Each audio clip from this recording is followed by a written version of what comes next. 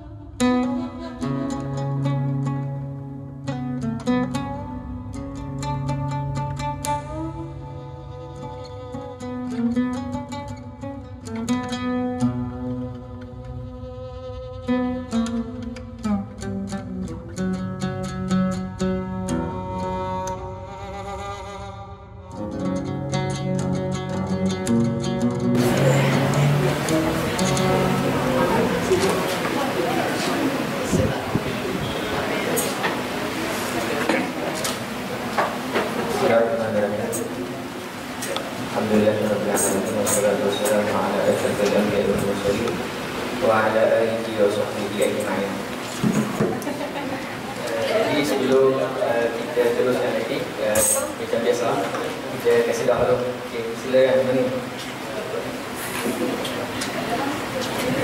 Allahumma salli wa sallim wa barik alaihi wa ala alihi sallallahu alaihi ya Rasulullah.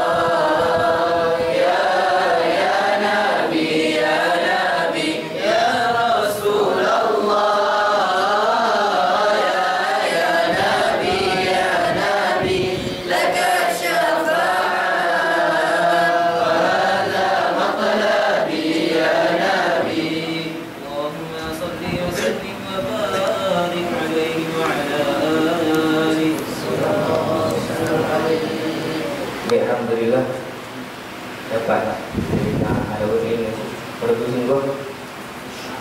Baik, alhamdulillah rabbil alamin wassalatu wassalamu ala asyrafil anbiya'i wal mursalin wa ala alihi wa sahbihi ajma'in. Assalamualaikum warahmatullahi taala wabarakatuh. Waalaikumsalam warahmatullahi wabarakatuh. Terima kasih diucapkan kepada kepada pengurusi majlis, pengarah dari JKK belajar. Ada JKK sini? Tak ada. Ada Jabatan Bahasa Belajar.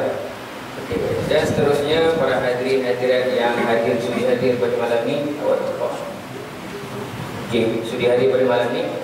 Alhamdulillah kita semarakkan majlis kita, program kita pada malam ni.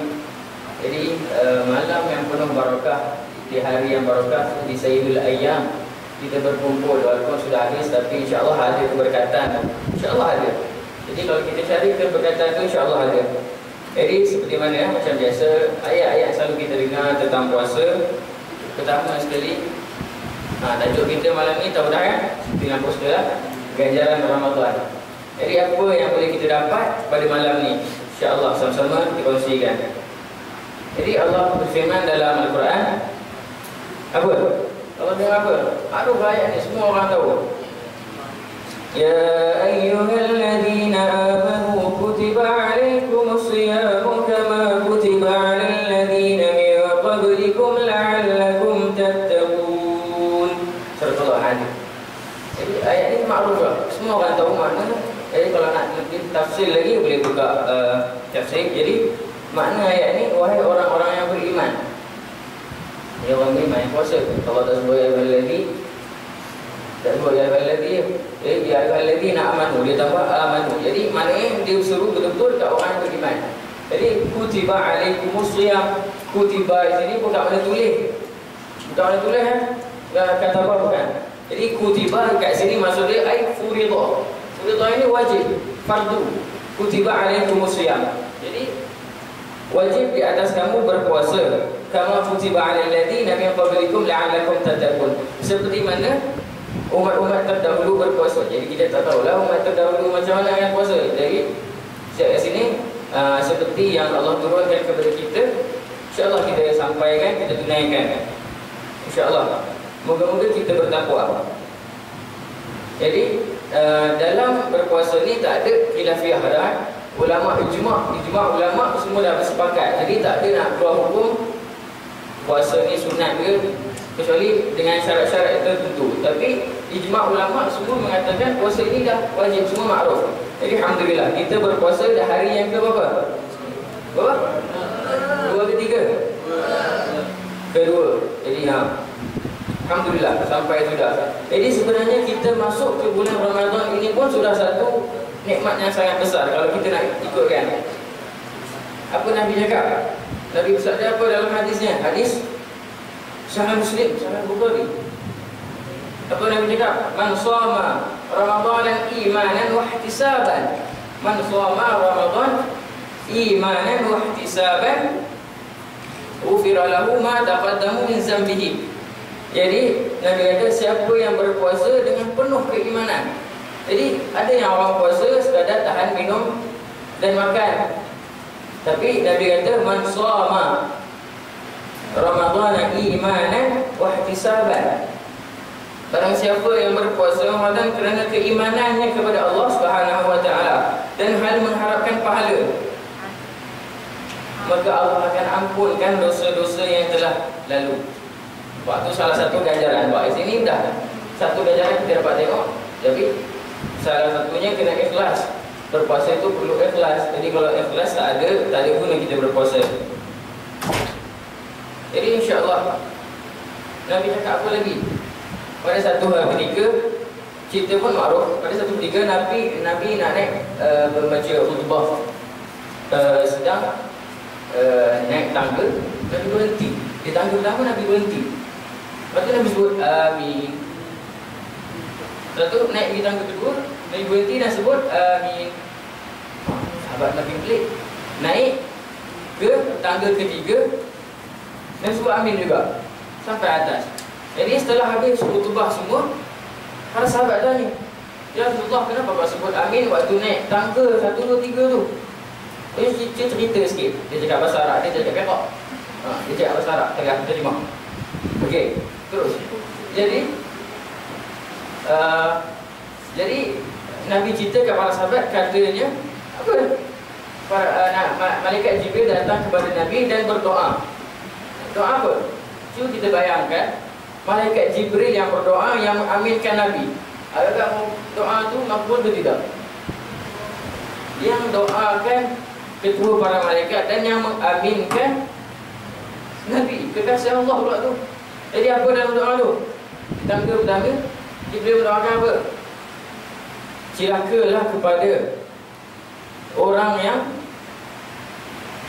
datang kepadanya Ramadan tapi Allah tidak mengampunkan dosa-dosa dia. Celaka. Jadi kita kena ingat satu perkara tu. Jadi celakalah bagi orang yang datang kepadanya Ramadan tapi Allah tak mengampunkan dosa dia. Itu malaikat Jibril doakan kepada Nabi. Dia di tangga kedua apa? Di tangga kedua, malaikat Jibril berdoa lagi, celakalah yang ada kedua ibu bapanya, yang masih ada kedua ibu bapanya masih hidup tetapi dia tidak berbakti kepada ibu bapanya. Itu di tangga yang kedua.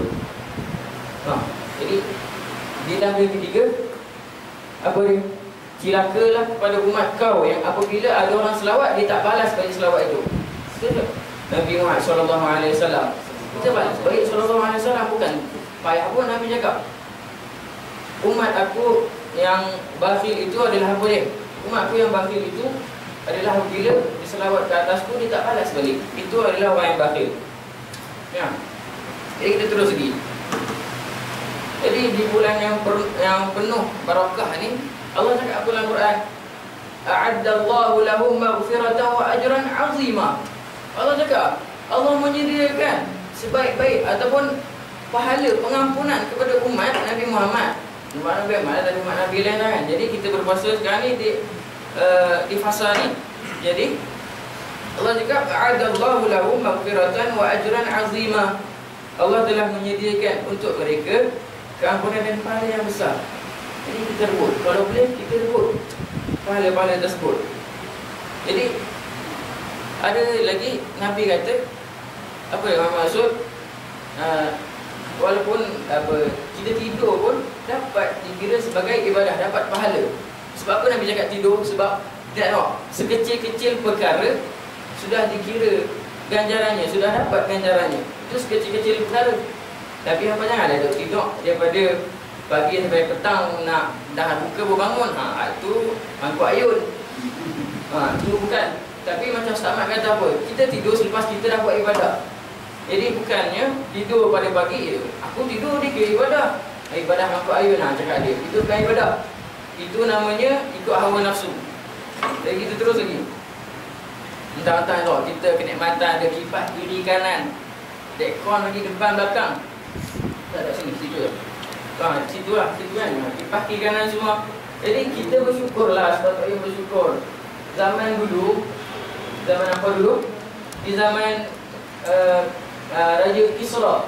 Raja yang paling kaya di waktu zaman Rom dulu. Zaman pemerintahan Rom, Raja Kisra. Raja kaya apa? Kaya banyak. Apa makhzan dia penuh ramai. Dia ada aircon pun, tahu kipas ada tak tahu waktu tu. Dia pakai kipas, orang kipas yang dia. Buat tak ada kipas. Ni kita kipas ada, aircon ada. Jadi jangan selalu duduk tidur sangat. Jadi kalau boleh beribadah dulu. Kita nak dapat tidur ibadah apa? Jadi kena niat. Ikhlas itu penting sebenarnya dalam hidup ni. Jadi apa-apa pun kalau ikhlas, niat dengan ikhlas, insya-Allah dia akan jadi satu ibadah. Jadi kita dalam ni banyakkan zikir sebelum tidur tu, zikir ke apa-apa ke. Tak ada beza. Ni nak menyanyi tak ada beza. Atau rumah berdua ni. Nak jatuh dah mak aku cakap. Okey, terus lagi. Jadi kita berzikir ni tak kira kat mana-mana kita boleh berzikir.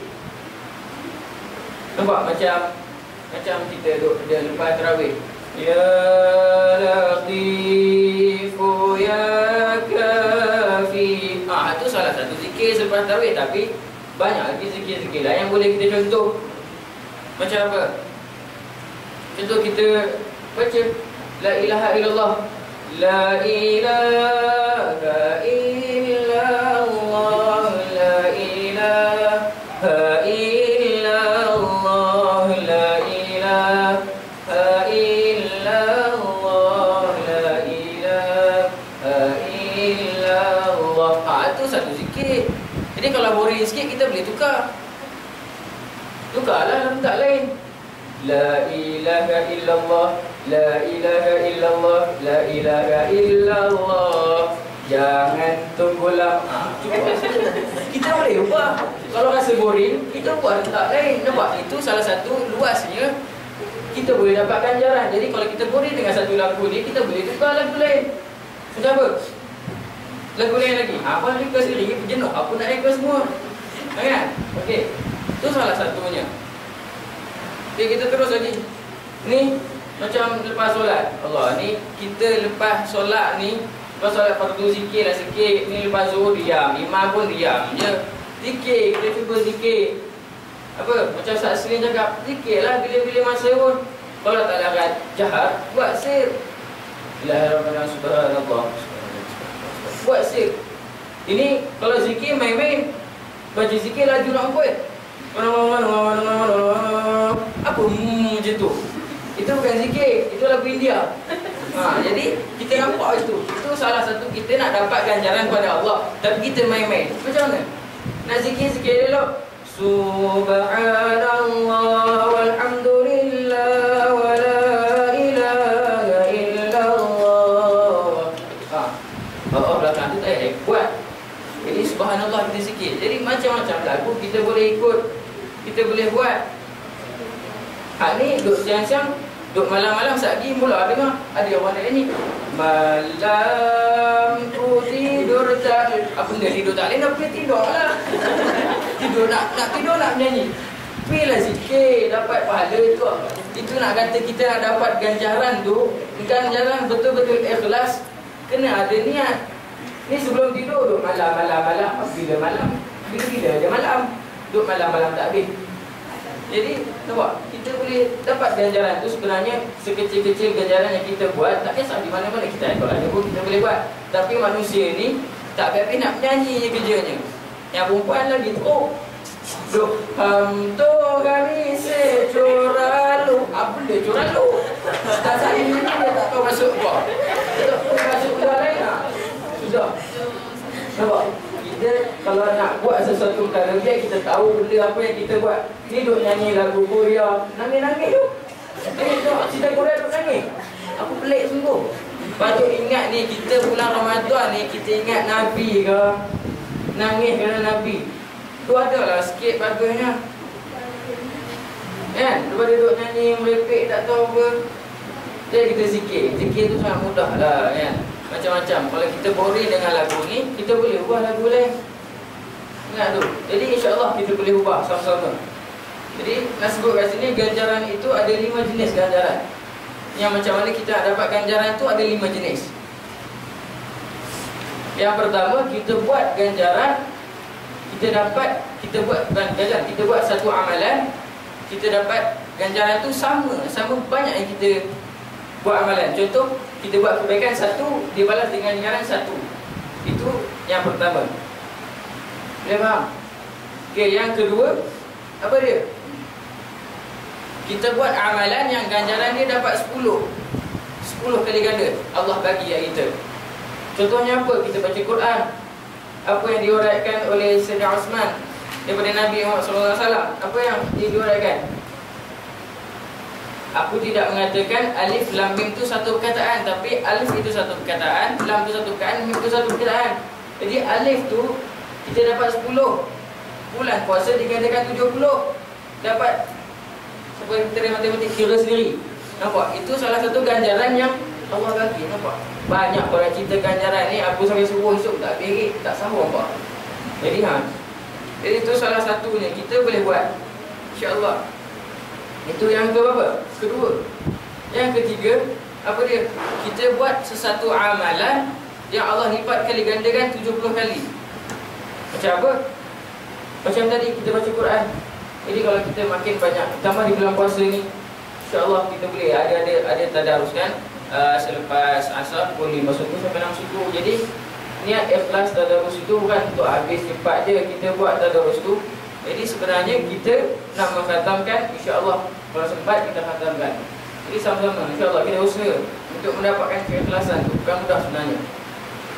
Jadi itu yang ketiga. Yang keempat, ganjaran yang wajib. Kita buat satu amalan tu wajib Allah bayarkan ganjaran kepada kita. Itu yang keempat. Jadi yang kelima,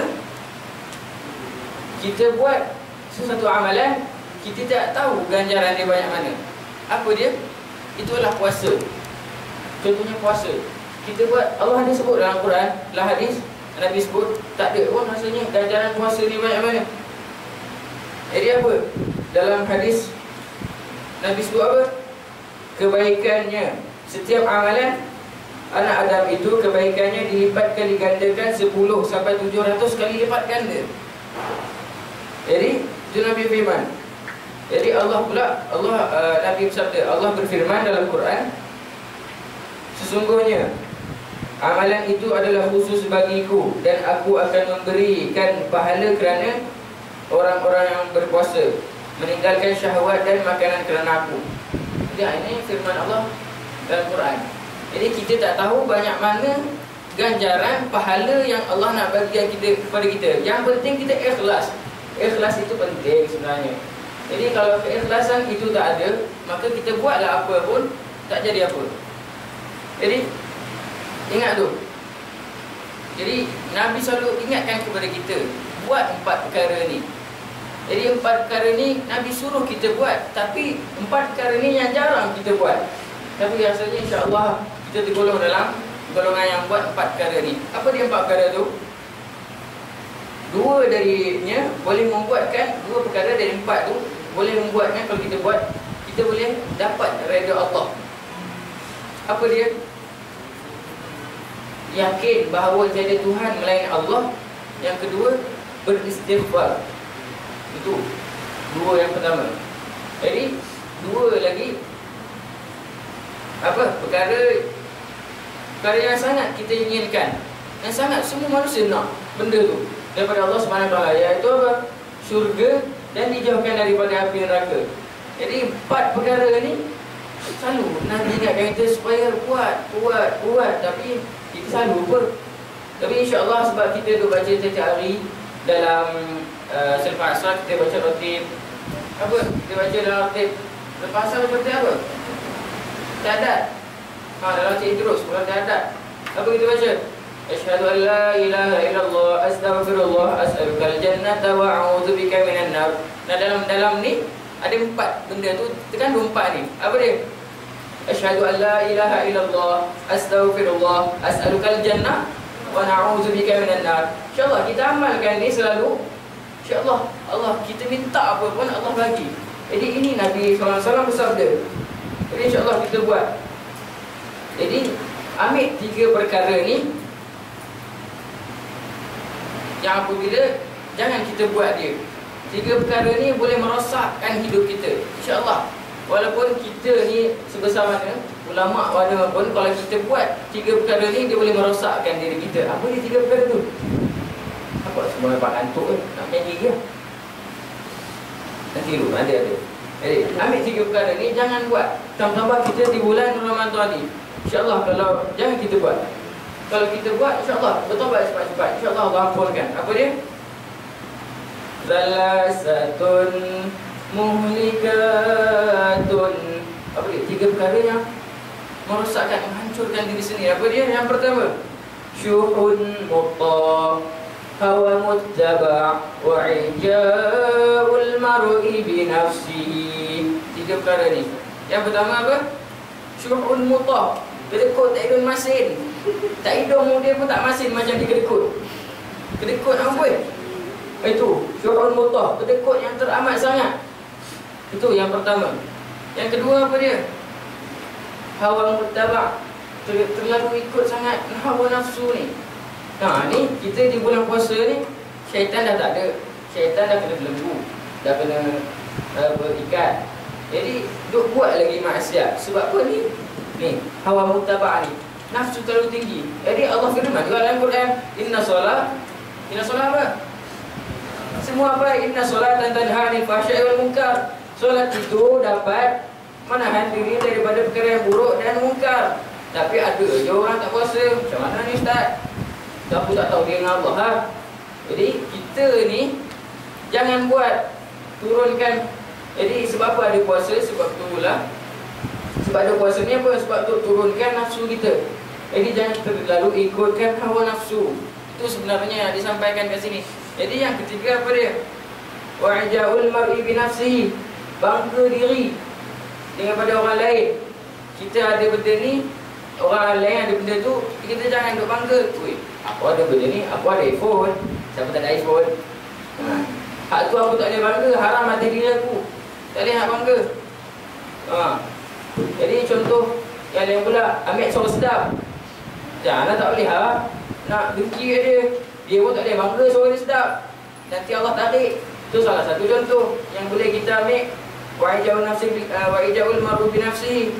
Jadi nampak ayat tu, jangan buat tiga perkara ni. Kalau kita ataupun dah terjebak, cepat-cepat bertobat, insya-Allah Allah tu Maha Pengampun. Tambah-tambah di bulan penuh mulia ni, pintu taubat ataupun pintu rahmat syurga tu terbuka luas. Ada yang mengatakan luasnya buka pintu ni sejauh mana? Malaikat terbang daripada mula pintu ke hujung pintu selama 40 tahun. Tu nak kata luasnya. Dan satu riwayat. Jadi jangan kita buat, insya-Allah. Kalau kita buat, bertobat cepat-cepat, moga-moga Allah ampunkan dosa-dosa kita. Jadi macam-macam lagi kita boleh buat pada bulan Ramadan ni. Bagi orang makan, bersedekah, apa lagi? Macam-macam lah, boleh fikir sendiri. Jadi kalau kita jumpa satu kebaikan tu, terus buat. Jangan tangguh-tangguh. Jangan nak sedekah, jangan ada segini. Esoklah, ni nak beli beskrim lagi kat bawah. Duduk kilo beskrim, orang nak puasa nak beli beskrim, nak makan gila, tak tahu dia tengah hari betul. Jadi simpan, bukan sedekah. Nabi kata apa? Sedekahlah kamu ketika kamu rasa kedekut. Sedekah. Tu salah satunya. Kalau nak kaya, ketika rasa nak kedekut tu, sedekah. InsyaAllah kaya. Jadi time ni lah, time bulan puasa ni, kita nak buat amalan banyak-banyak. Bila lagi kita nak buat selain pada bulan puasa? Bulan ni penuh, cukup, semua yang digandakan. Amalan-amalan semua yang digandakan. Allah gandakan. Ni time ni lah nak hidupkan sunnah. Kata cinta Nabi, sunnah haram tak buat. Duk marah orang dalam Facebook, apa tu boy, hina Nabi boy. Duk marah orang, duk komen, laju tulis. Duk apa, keyboard warrior orang kata. Tapi sendiri tak amal sunnah, sebab haram seorang tak pakai. Bila nak hidup sunnah ni? Macam mana? Kita di bulan ni lah kita nak berubah. Bila lagi kita nak berubah? Nak datang tunggu Ramadan tahun depan? Mampu kalau hidup. Kalau tak, jumpa kat barzakh tu. Macam mana? Bila lagi? Dan ni lah nak berubah kita. Kita fikir, kalau Nabi ada dengan kita sekarang ni, agak apa dia pandang kita? Jadi kita fikir kat situ. Kita fikirlah sekejap. Nabi pernah bersabda, ada satu ketika Nabi duduk dengan para sahabat. Lepas tu Nabi tunduk. Para sahabat kata, "Malaka ya Rasulullah?" Apa yang kau Rasulullah? Itu Rasulullah kata apa? Aku rindu akan ikhwan aku. Terkejut para sahabat. Kata, alaihissalana ikhwan aku ya Rasulullah. Para sahabat kata, bukankah kami ni ikhwan kau? Rasulullah kata apa? La, antum ashabi. Lepas tu kata sahabat, man ikhwan aku ya Rasulullah, akhbirna. Rasulullah kata apa? Ikhwani man lam yarani fatu'min bi. Itu Nabi kata, ikhwan aku ni adalah umat-umat aku yang mana tidak pernah melihat aku, tapi dia beriman kepada aku. Itu yang dinamakan ikhwan Nabi. Jadi siapa yang tak pernah lihat Nabi? Kita umat akhir zaman ni. Jadi kalau kata cinta Nabi, buat sunnah dia. Kalau Nabi, katalah kalau Nabi datang majlis kita malam ni, dia tengok ada yang kadang-kadang tu ada yang duk marah orang, duk buat sunnah. Jadi badan dia umat Nabi tapi duk marah orang buat sunnah. Kata pakai jubah. Yang satu lagi ada satu kisah, pakai jubah haramai, bid'ah. Nabi tak pakai jubah haramai. Mampu nak cari kain zaman Nabi nak buat jubah sekarang? Mampu tak ada. Sampai dia tu apa? Itu kalau orang tak ada ilmu, dia cakap macam tu. Ni, cincin. Nabi tak pakai selain cincin perak. Nabi pakai cincin perak. Nabi tak pakai selain daripada cincin perak. Jadi kalau ada orang pakai cincin makdan, kokak, bid'ah. Nabi tak pakai. Itu jangan jumut, pomok nama dia. Jadi kalau kita pakai cincin, Satu, pakai cincin, sunnah. Jadi kalau tak dapat, kalau kita pakai cincin, kalau pakai cincin, satu sunnah. Batu hitam, dapat dua sunnah. Pakai jari kelingking, tiga sunnah. Pakai ma'adan, 4 sunnah. Nampak tu? Itu taraf-taraf dia. Ini kalau pakai, kalau yang tak mampu nak beli cincin ma'adan, tak boleh pakai. Nak beli cincin perak, tak mampu, tak boleh pakai. Pakai nanti orang kata bid'ah. Api jumpa bid'ah tu aku tampar kepala dia sekali. Cakap, jangan jumpa sangat. Kita sepatutnya ngaji buat Amin. Kalau jumpa puak-puak tu, main jumpa aku dulu. Cakap dia jangan. Kita umat Nabi Muhammad jangan terlalu jumur. Islam itu luas, jangan menyempitkan Islam. Sebab tu kat Malaysia umat Islam makin sikit. Sebab apa? Ustaz-ustaz ni banyak buat perkara yang orang kata membodohkan diri sendiri. Nampak tu? Kita nampak dia kata sunnah, tapi bila orang buat satu perkara ni, dia semua nak ambil hak Nabi. Semua nak ambil. Kalau boleh jubah hak Nabi pakai, hak kain Nabi tu dia nak ambil buat lah ni, buat jubah. Mana ada dapat cik oi? Tak boleh lah. Jadi perkara yang kita buat tu, apa saya kata apa? Ajar anak-anak kamu dengan zaman dia. Apa? Zaman sekarang ni zaman teknologi, zaman handphone. Jadi dengan handphone ni kita boleh buat maklumat. Jadi kalau kita pakai handphone tidak, nanti ya, tolong orang negara macam kita ni, kalau nak buat pakai Telegram. Kalau sampai, tak sampai, jatuh dalam laut, tak tahu apa jadi kat Malaysia. Nampak situ. Jadi insya-Allah kita boleh ubah sama-sama. InsyaAllah ni buatlah, cuba kita ubah. Esok kita ramai-ramai amalkan sunnah Nabi. Ni duk main phone, duk main pool, duk jaga kampung, duk batin. Aku pelik sebut. Duk jaga kampung tak habis-habis. Kalau kampung hebat tak apa. Ni duk main pool, duk download movie, duk tengok cerita macam-macam, cerita Hindustan. Dalam hari ni dari Hindu ni. So tengok sangat cerita Hindustan. Hari ni tengok cerita Korea-nya, tengok cerita hati perempuannya. Allah. Macam-macam movie. Aku sebut satu-satu ni semua malu. Kita ubahlah. Kita gunakan ni teknologi yang Allah bagikan, yang Allah ilhamkan kepada umat zaman sekarang ni bukan untuk sia-sia. Ada hikmah dia. Setiap perkara yang Allah datangkan kepada kita ada hikmah. Jadi jangan sia-siakan perkara yang Allah bagikan kepada manusia. Contohnya ni. Jadi insya-Allah download app Quran, ngaji. Kat mana-mana kita boleh. Ada satu app tu kalau time masa dia gegar. Dia tengok suruh sikit. Itu lagi bagus. Nanti download. Insya-Allah kita boleh ubah. Nabi dulu sambut mati weh. Berperang. Sambut balik batu ni, patah gigi belakang ni, berperang. Balik tombak, gigi ni patah ni, berdarah-darah, hampir dibunuh. Sebagai para sahabat ada. Itu perjuangan Nabi, para sahabat semua. Sedang kita dah ni tidur, kata tidur ibadat, padahal tidur apa, tak tahu. Nabi dulu perang, buat susah payah untuk kita. Pada satu hari para sahabat lihat Nabi tak keluar rumah, kecuali waktu solat je. Para sahabat pelik, kenapa Nabi buat macam ni? Ini tak macam ni, nampak sedih. Lepas tu bila time solat je keluar, time ni tak keluar rumah. Jadi pada satu hari Sayyidina Abu Bakar Siddiq datang ke rumah Nabi. Datang masuk dalam rumah Nabi, ketuk pintu bilik Nabi. Assalamualaikum ya Rasulullah, istazin minka, uridu an adkhul. Sayyidina Abu Bakar kata, boleh tak aku nak masuk? Minta izin Rasulullah. Tak ada jawapan. Ada Rasulullah di dalam tapi tak ada jawapan. Senyap, sunyi, sepi. Sayyidina Abu Bakar tu, Rasulullah, dia balik rumah dengan keadaan sedih sangat. Rasulullah tak layan.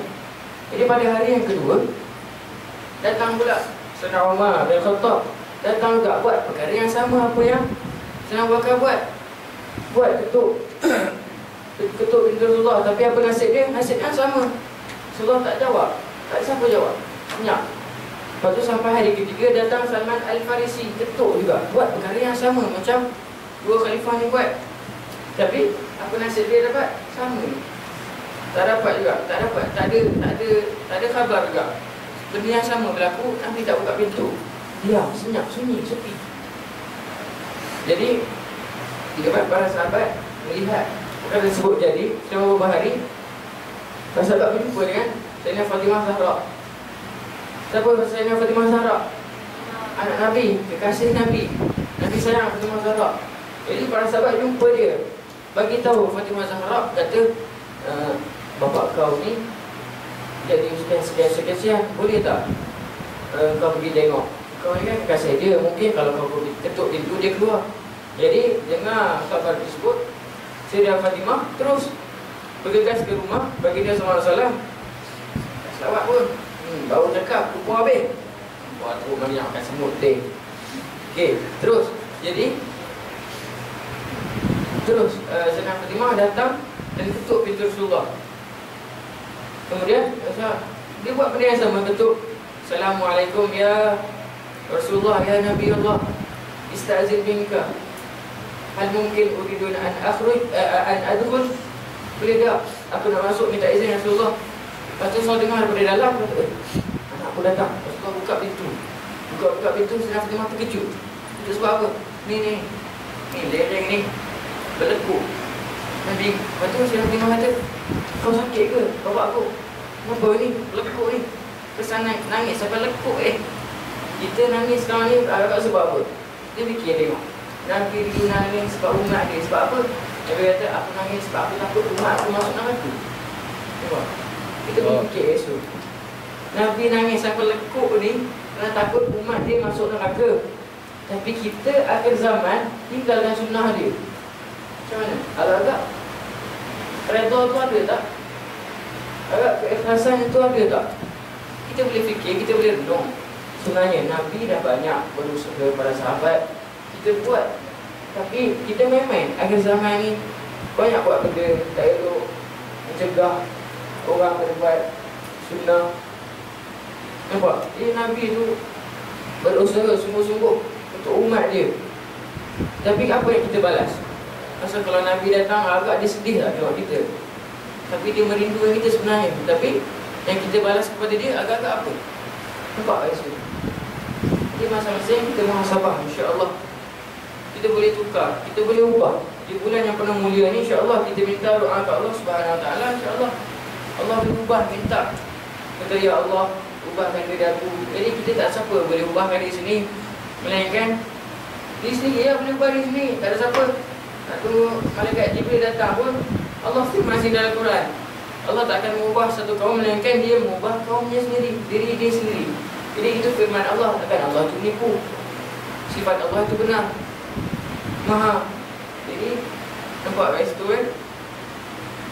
Kita boleh fikirkan sama-sama apa pengorbanan kita untuk Nabi Muhammad SAW. Walaupun sekecil-kecil perkara, tapi benda tu ikhlas, insya-Allah kita dapat.